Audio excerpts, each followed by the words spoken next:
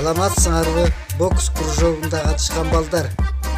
Шартка байланыштуу үйдөн тренировка өтөбүз. Мен жиберген видео сабактарды көрүп башыгабыз. Андан кийин спорт залда кылып жүргөн тренировканы бир сыйра дагы кайталагыла. Биздин биринчи көнүгүбүз моюндан башталат.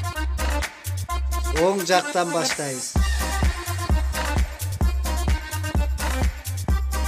Sol жактан баштайбыз. Балдар, биздин экинчи көнүгүбүз ийинди түз кармап, колубузду сыртты көздөй айлантабыз.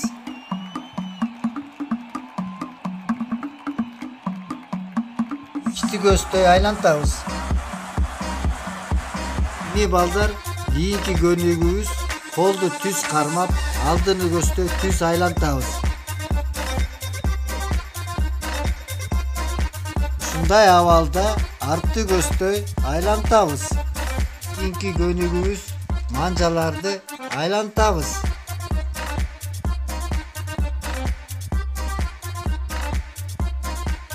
Дене жибигенден кийин балдар, бөлөкө мушташ эрежелерин баштайбыз.